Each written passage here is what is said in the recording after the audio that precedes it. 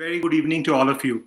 Uh, this session is particularly interesting given the fact that a lot of SMEs, across the country look forward to the government for different kind of help at different times.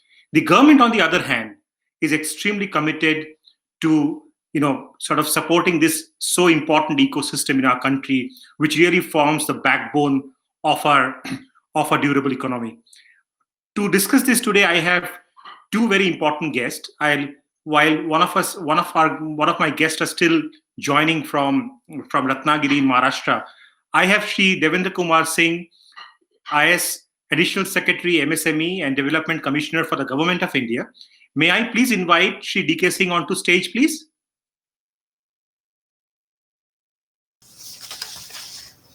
Good evening, sir. Good to Good see you evening. once again.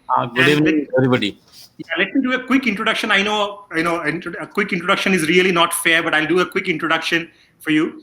Mr. DK Singh is a very accomplished IS officer for the Government of India and currently is Additional Secretary, MSME, and also Development Commissioner.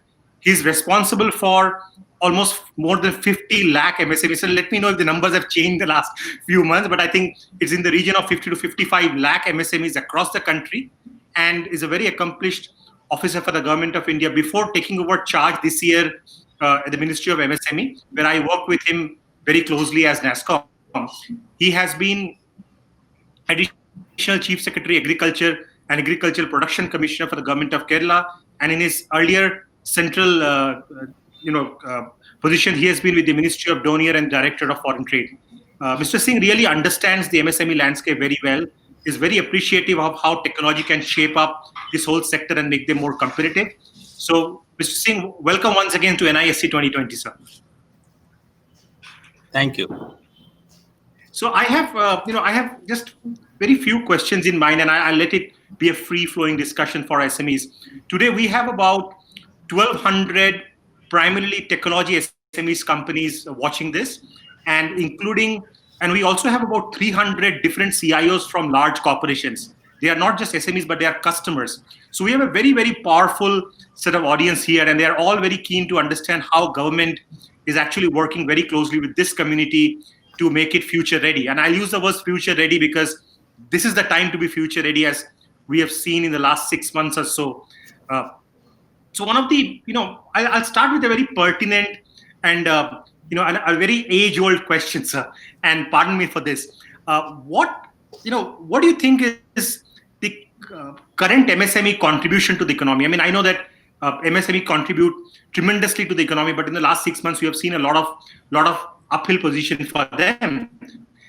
But the tech community might be really interested to know that how does the government see MSME in the scheme of things? What is their position in the economy? And what are some of the steps that the government hence take to make ease of business for the whole community, not just for IT, but IT forms why a small community within the large 50 odd lakh MSMEs, but it also forms a very catalytic community to drive several other things in terms of growth, in terms of economy, in terms of technology, in terms of adoption, so on and so forth. So over to you, sir. So thanks very much, Mr. Gaurav and your team.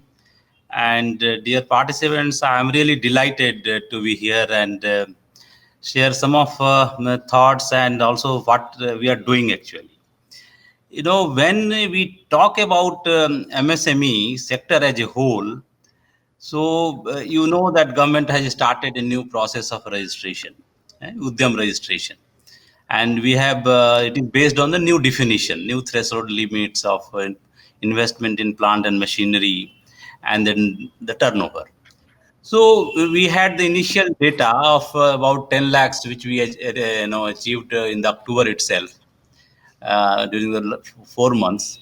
So we just analyze that data to understand what is our demography and what is actually I wanted to know who are my clients, So I then realized that 93% are micro. Out of 10 lakhs, 93% is micro units. Small is about 5.7% and medium is 1.1%. So if we really want to have a broader canvas, we must include micro in our perspective. This is my first request. That since we have changed the definition is, investment in plant and machinery up to 1 crore and turnover up to 5 crore. So now even, the companies which they were considering earlier as a small, now they have fallen into the micro category. So therefore, whenever we talk for technology, let us not only focus on small and medium. Let us try to include micro sector as well. I think that's a very important point, and we'll come back to this. Because uh, I have a feeling that now technology is not a luxury item. It is not a option. We must adopt it, and we must adopt proactively. Now, to do so, yes, we have to handhold the micro units so that they have their desired, they have dreams and they have aspirations. So, how to fulfill those aspirations, how to handhold them, how to help them, that is the key issue, And the second key issue is that how to make it affordable, how to make it in their language. If a unit is there in Assam and if they are only comfortable in Assamese, it has to be provided in Assamese. If some unit is there in Tamil Nadu and if they are comfortable only in Tamil, they have business sense, they have business ideas. So this needs to be provided in their language. So there are tools, and we are trying to request different stakeholders that this needs to be provided in their language, the language which they are comfortable, the language in which they are, they can easily adopt that. Then the technology dissemination would be fast.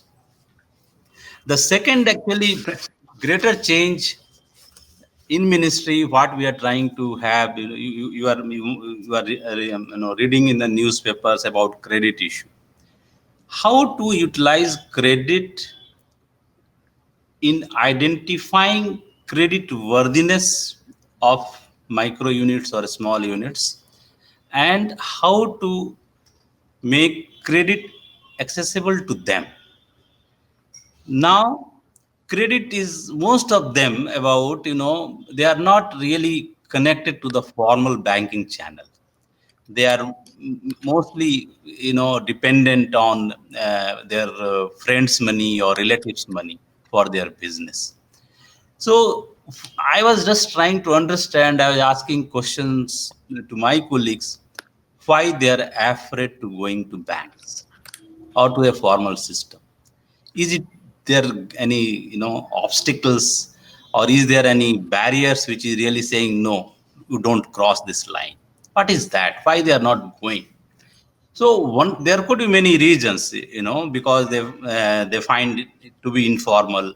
They find it easier to do business being in informal sector, not to come to the different regulatory framework. This could be one of the reason. But the other reason is also that the credit, how it can be made hassle free. If I require, my requirements are small, they require, say, maybe 1 lakh today or 5 lakhs today. So they want easy credit, without much of documentation, or if there is a documentation, can it done in a digital mode?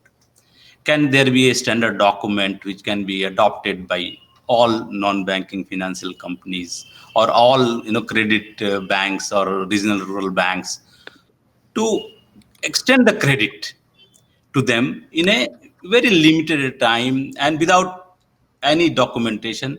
Now a lot of work is being done with the help of technology companies, and they are trying to build a case to give access. But the cost of the credit is a different issue, which I am not dwelling upon. Now the third is government. We have technology centers, you see. We have a set of about 15 technology centers which are working. Then 17 technology centers are under construction with the help of World Bank, where we have high-end machines, and we provide high level of tooling, very precision tooling. Then we also provide high skilling to the different kind of people, and they are ready to get jobs in the market. Now, in this process, government is in the process to set up 20 more technology centers and 100 extension centers.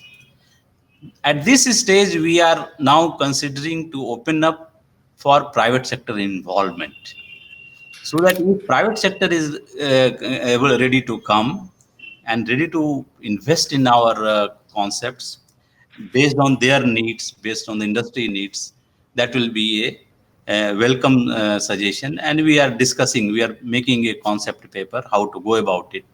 And even central public sectors are also coming forward for investment, like NTPC and other big public sector. They have plenty of land, and they are ready to provide that land for development of such centers.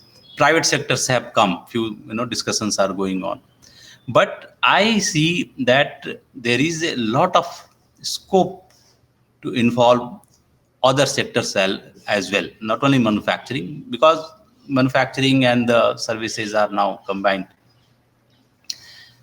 The last point I would like to share, that we have set up a expert group in the ministerial group, which is to discuss the technology, industry 4.0, and we are working to see how best we can adopt latest technology, latest thought process in the manufacturing or the services, both.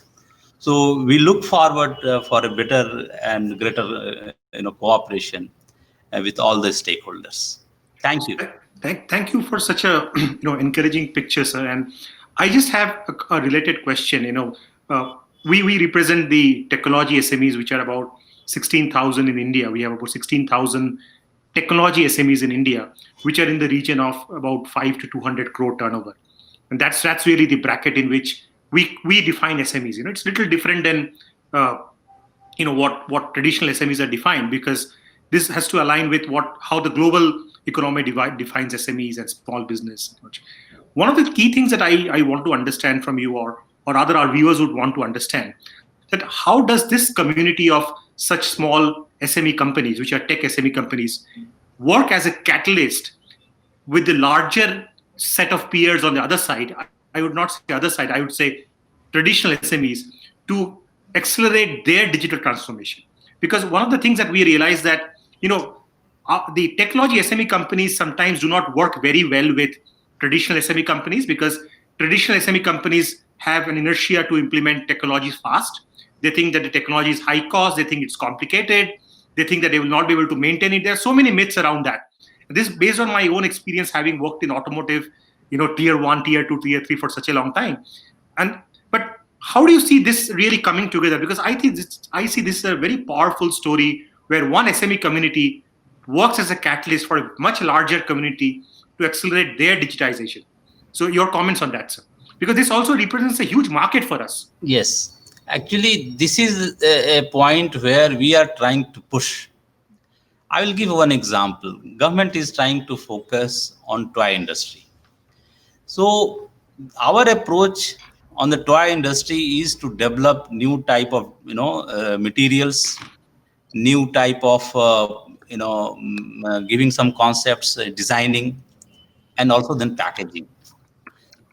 Now we decided that 300 our units will participate in the first National Toy Center exhibition, which is going to be in January. So then now we have decided that whosoever is participating this 300, there has to be a website for each of them.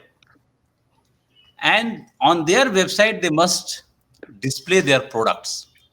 So that, and then if they are connected to a bigger platform, then probably there will be some marketing avenue for their products. There could be domestic market, and some of them who are meeting the quality standards, they can actually aspire for exports also.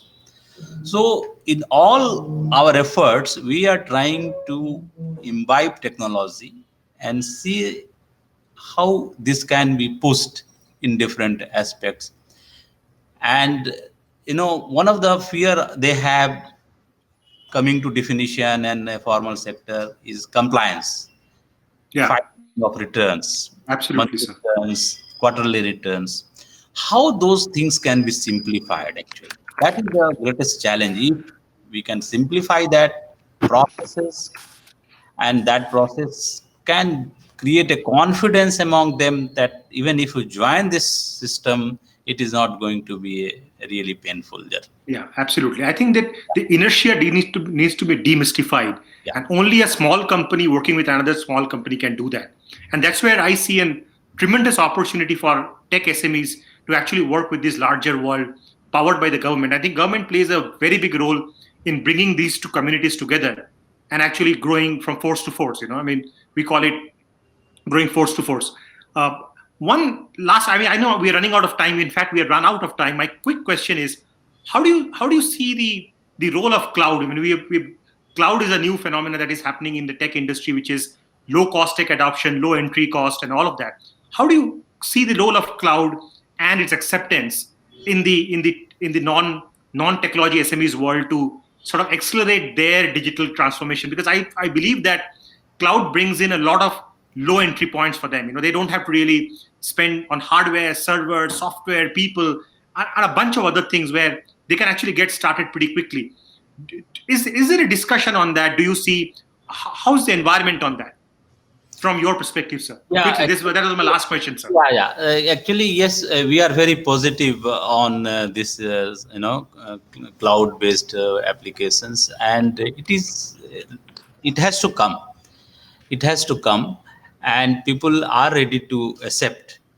And because people do not have time, and many people have, suppose they have 2 or 3 lathe machine, and if they want to digitize, so Yeah. if that can be linked to certain sensors, and if the data is available to him, probably Well said, sir. with a few manpower he will be able to manage that.